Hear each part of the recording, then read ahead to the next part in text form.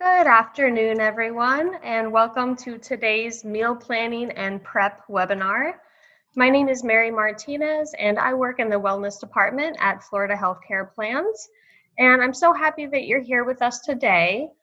So I'm going to turn it over to Corey Wise. Hey everybody, thanks again for being here today with us. My name's Corey Wise. I am a wellness coordinator here at Florida Healthcare Plans, and I'm starting my third year in that position here at FHCP. Really glad that you're with us. Katie and I had a lot of fun putting this presentation together. And I am not necessarily a big meal prepper as much as I am a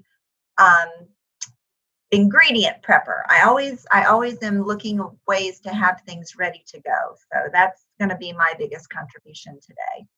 And with me today is my coworker, Katie. Hello. So I'm Katie Rose Kelly. I'm our manager of wellness here at Florida Healthcare Plans, and I'm a certified wellness program coordinator. So I am a meal prepper, or most of the time I am. I love to cook.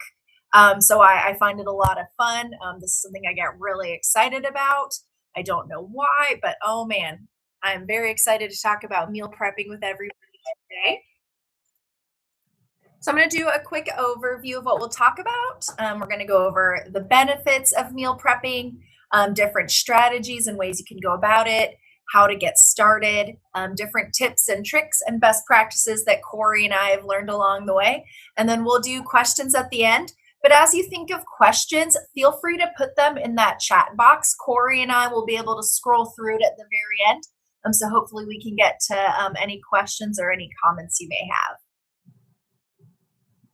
And feel free, if you have a great tip, if you know a great tip, please be sure and share that in the chat as well. So is meal prep for you? Well, are you busy? Are you trying to eat better, make better food choices? Do you want to save a little money? And are you kind of find yourself in that rut of eating the same thing over and over again? Well, meal prepping might just be for you. There are many benefits to meal prepping. Besides what's listed there, and probably the biggest thing that of the benefits we listed is this saves you time. When I came to Florida Healthcare Plans, I left a job that was, I worked from home primarily, and I had a big command of my schedule. Not so much anymore when you come and work an 8 to 5 job. So I had to really step up my game, and in order to have time on the weekend to do some things that I wanted to do. So I found meal prepping really helped me in those areas, but it will also expose you to some new foods, some new recipes.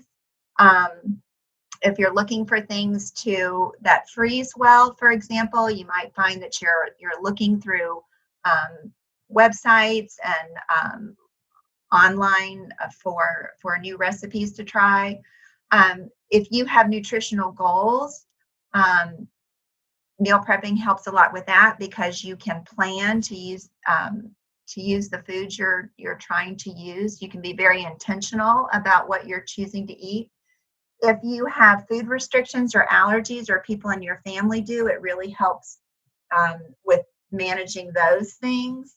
And it also reduces temptation. It kind of helps you steer against your steering wheel that wants to pull into fast food or the drive-through on your way home, because you know you have a meal at home waiting for you. So meal prepping and meal planning can come in a lot of different forms. I don't know about you, but a lot of times when I thought about it before I started, I would just think of people with dozens and dozens of Tupperware containers of like chicken and broccoli, and that was it.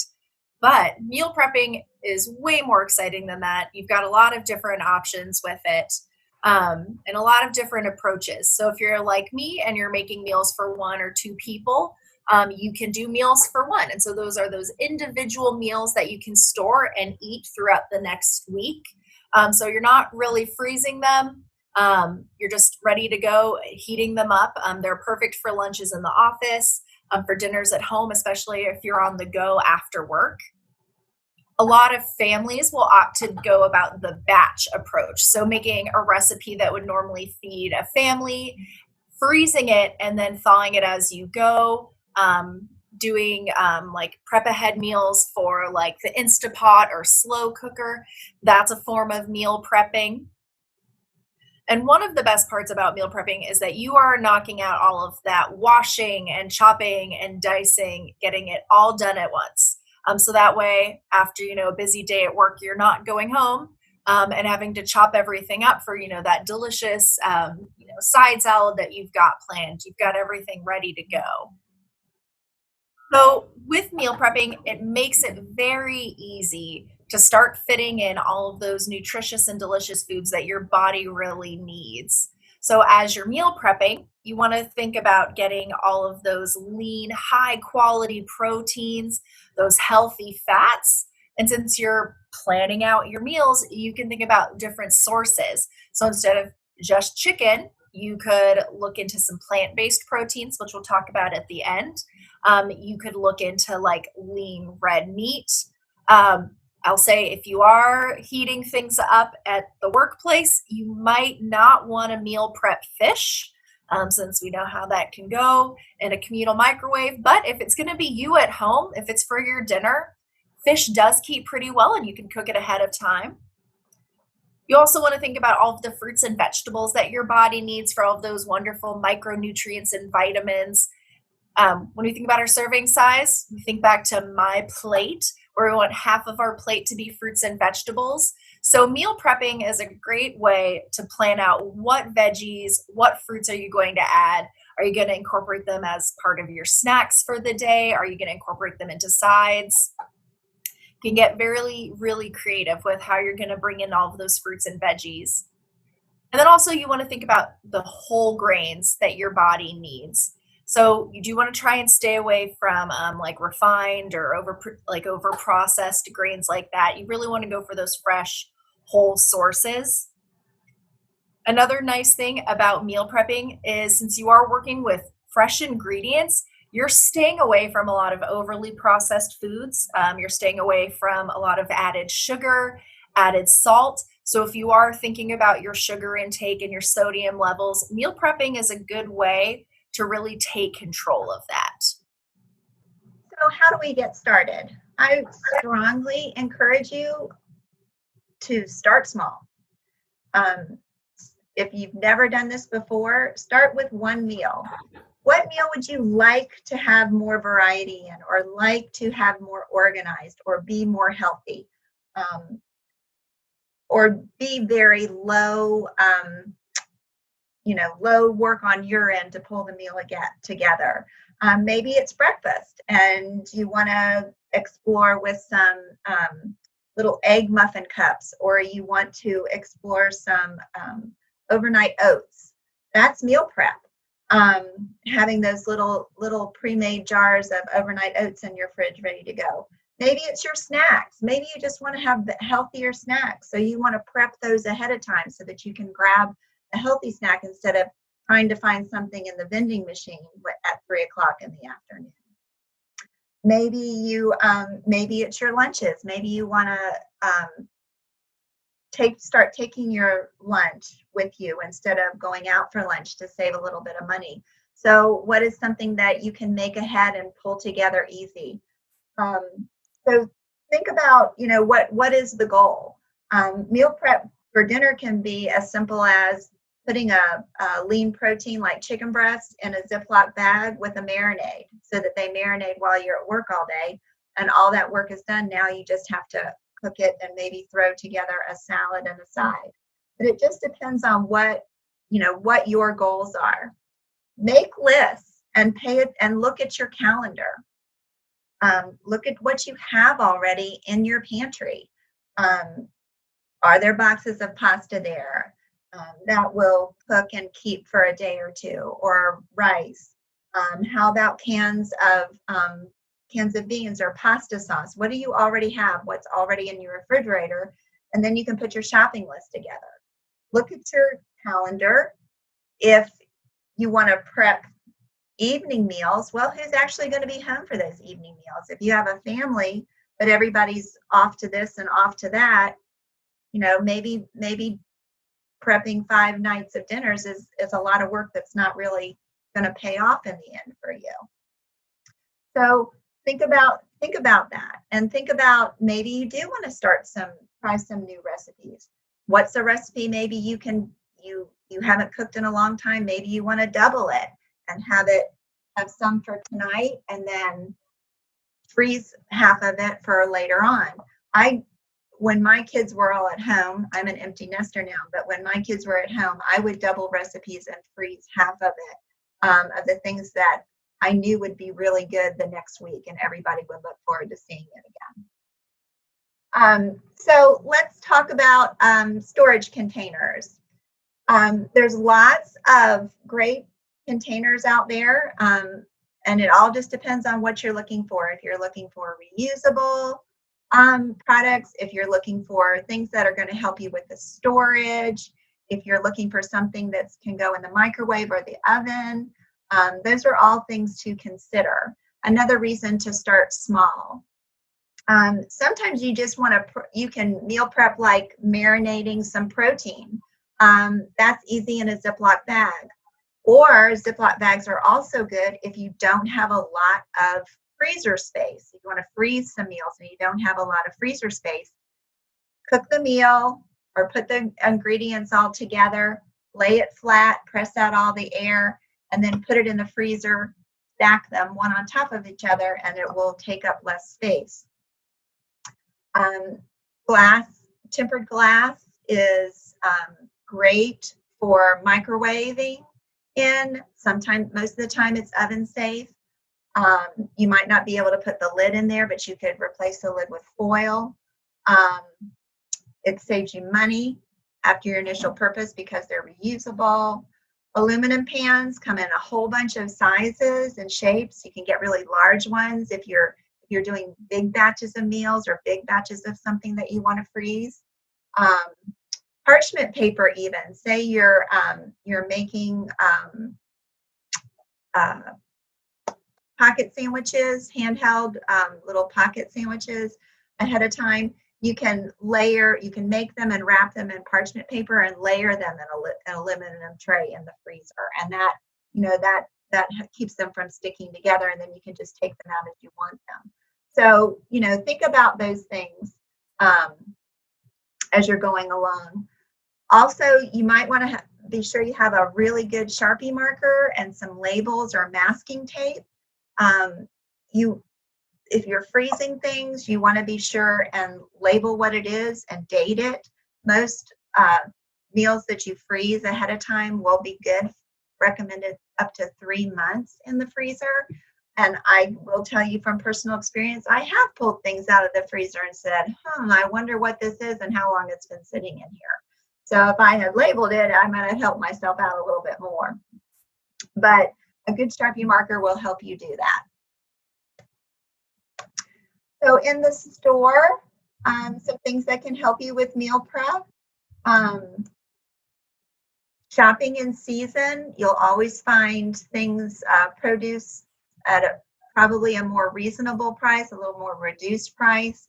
If you're shopping in the aisles, checking expiration dates and use-by dates, especially in the dairy department. And then that'll help you, like, do I want to buy this whole big, larger container of ricotta cheese? Will I use that up? Will I make something and use all this before the expiration date, or will I be able to make it and freeze it? Think about those things because it saves you time, frustration, and money. Many boxes of the whole grain product, your pastas, your dried beans, things like that will have recipes on the box or on the bag that will give you some ideas for meal prep and some ways you can do it if you're not use the product if you're not really sure. Be sure to know also that produce that we buy in the grocery store, for example, lettuce, is probably already about 7 to 8 days old. It's not always super fresh, and that's why we need to use it up quickly. So think about that. just because it's a really good price or a BOGO on produce, are you going to be able to use it all? Will you be able to prep it and use it or freeze it or do something with it?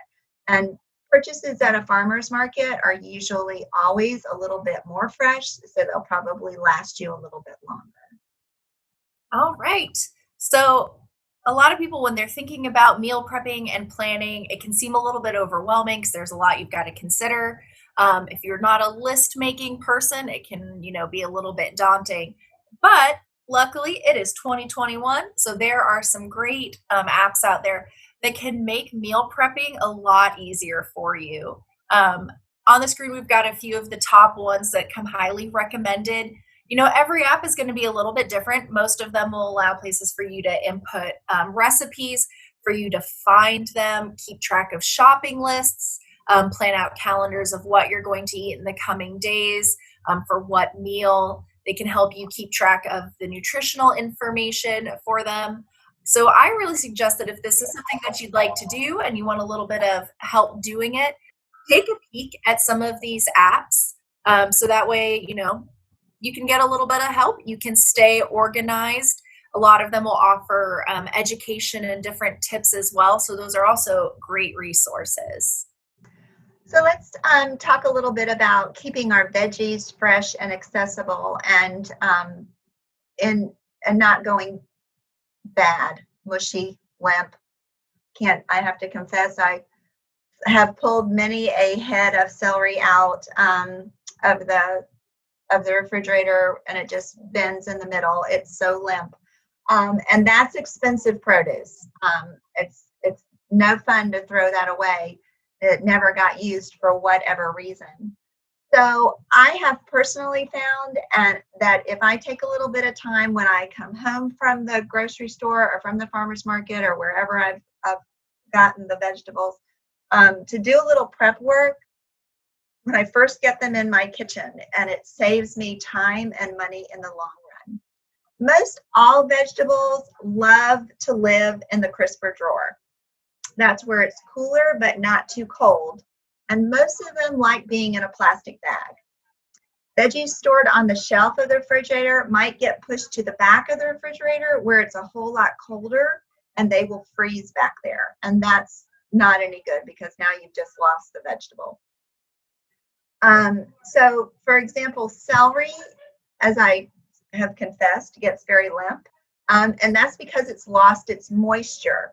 Celery is mostly water, so it likes to stay moist. So wrapping the head of the celery in a wet paper towel can be beneficial. But better yet, if I go ahead and cut it up in 3 to 4 inch pieces, and I go ahead and rinse them off to start, and then wrap them in aluminum foil and just bundles, however much I really think I'm gonna need at one time, and just make little bundles and then wrap it up and put those bundles in a plastic bag. It will stay crisp and crunchy for 2 weeks. It keeps forever. Then I can just grab out a little bundle of celery. I can chop it up and put it in my salad, or if I'm making soup in my soup, if I'm using it in a recipe, or even just grab it to go to open it up and have it with hummus in the evening when I get home, or on the weekends if we have a little snack, and grab it and it's all ready to go. Carrots love moisture as well. When our carrots have been in there for a little while, or they've not been protected, they get kind of white and a little rubbery. That's because they've lost their moisture. So if you buy carrots and you buy them with the green tops on, be sure you cut those off when you get them home. Wash them off, and then they can be stored in bubble wrap. If you have bubble wrap around, you want to store them, or even in a little container of water, just enough to cover the carrots, but that just helps keep them crisp and a pretty orange color, so that you can just grab them out, chop them up, and away you go. If you pre-chop them, you want to be sure and keep them in a little bit of water so that they don't get dry and that white looking that they get when they dry out. So as long as the carrots are moist, they're going to be in good shape and look really good and stay crisp for you. Cucumbers, on the other hand, they like it dry. When you get them home and wash them, dry them off completely, place them in a plastic bag, wrap them up, and just store them in the crisper drawer. Bell peppers like the humidity of the crisper drawer in a plastic bag, and they'll keep that way for up to 2 weeks. Broccoli, cauliflower, lettuce, they like a damp paper towel around them and then inside a plastic bag to help keep them moist. Mushrooms, no plastic. They get mushy in plastic. They like a paper bag. So just these little things, just thinking about these little things alone will help the produce that you have in your refrigerator have a longer shelf life and be crisp and look good in what you're using them for, especially if it's a salad, because everything then looks fresh and crisp. Another hint, I love apple slices, but I don't like to bite into an apple. I want it sliced when I eat it, but that makes it kind of hard if I want to take an apple to go somewhere with me. So you can slice your apple up and soak it in a solution of 1 quart of water and no more than a half a teaspoon of salt to prevent the browning. You soak it about 10 minutes. You can use that, or you can use lemon juice, 3 tablespoons of lemon juice in the water. Soak it for about 10 minutes or so. Take it out, pat them dry, put them in a Ziploc bag, and you should be able to taste that salt. If you can just rinse them under the water a little bit to get that saltiness off. But I also like to, because if I don't feel like soaking them, I just go ahead and put my apple slices in a Ziploc bag, and I shake some Saigon cinnamon on top of the apples, zip it up and shake it around, and that way the cinnamon gets all over the apples, and then they're brown anyway. They're brown for the cinnamon, so you can't really tell. But that has a nice flavor, and the apples stay nice and crisp, and it's a nice little snack in the afternoon. So with meal prepping, we'd mentioned earlier talking about getting those nice, lean, high quality sources of protein. If you're thinking about meal prepping, trying to go a little more plant-based is actually a great opportunity for it, especially, if you don't always have ready access to a refrigerator, if your lunch cooler, you're, packing in a lot of ice packs to keep things fresh. Going plant-based is a good way to help with that. It's also a great way to try out new foods. So up here you can see we've got a lot of different protein sources like edamame. That is a great and very easy snack or even part of a meal to prep and bring ahead. They do keep for a little while. They stay nice and crunchy. You can add different flavorings to them, but you get a large serving and it's 13 grams of protein, which is fantastic. We can see black beans up there. Those keep really well. They're also really inexpensive. So if you're trying to meal prep on a budget, going plant-based is a great way to do that. And if you are trying something new like this, it does inspire you to try new foods. So we've got chickpeas. I love cooking with chickpeas. I'll add them to a lot of my different meals, or I'll roast them up with some different seasonings so they're nice and crispy, and then I can have a nice crunchy snack. So that way I'm not tempted to grab the potato chips, which are near and dear to my heart, but do love my spicy barbecue chickpeas. With these, you've got a lot of options and you can get really creative. One recipe that I like and that I'll use for meal prepping, it's actually like a white bean and spinach quesadilla. So there is some cheese in there. I make it nice and spicy with really good seasonings. Not a lot of salt, which is very nice. But with the white beans, I'm getting a really good lean source of protein. I'm getting a lot of micronutrients. It's really inexpensive. So I've got those tasty quesadillas. I throw on some homemade pico, which keeps really well. And honestly, it tastes better in the coming days as all of the flavors sit. And then I basically have my Chipotle fix without, shelling out $10 or $11 for a meal and then feeling all guilty and bloated afterwards. But you can get really creative by trying to incorporate more plant-based protein and plant-based eating when you're meal prepping. All right. Well, thank you for listening in. We're going to check the chat box now. So if you've got questions, we'll go ahead and answer them. I already see one. And you know, I'm going to turn that over to Corey. So that's a great question, Joy. Joy's asking, how often do you change or re-wet the paper towel that's in the plastic bag? I make sure my paper towel isn't dripping wet, but it's a good dampness. If I'm doing it with lettuce, or actually any produce, lettuce, broccoli, cauliflower, anything like that, I've washed it already and shook a lot of the water off and then wrapped it in the paper towel. Unless and that should really last you for the life of the produce that you're protecting. If it feels dry to you, if it's dried out, if it's not damp at all, then you can just sprinkle a little water in there on top of it. But it should last because of the humidity that's already in the crisper drawer. Throwing in some protein and having it marinate, that's meal prep. On the weekends, I do a lot of, I make ahead salads. I make ahead a macaroni salad sometimes, a marinated bean salad. I make tuna fish ahead of time, and then we can just grab it for our lunches because we both take lunch to work. So I do things that I know he really likes that will keep him full. When we cook chicken breasts on the grill, we always cook a couple extra for lunches, or on the weekend, my husband will cook a couple hamburgers and hot dogs out on the grill and just keep them in the fridge, and he grabs them for lunch. So it just is so nice because you're not stopping and spending the money on fast food. And we appreciate you being a part of this webinar today. I hope you enjoyed it. Thank you all. Have a good day.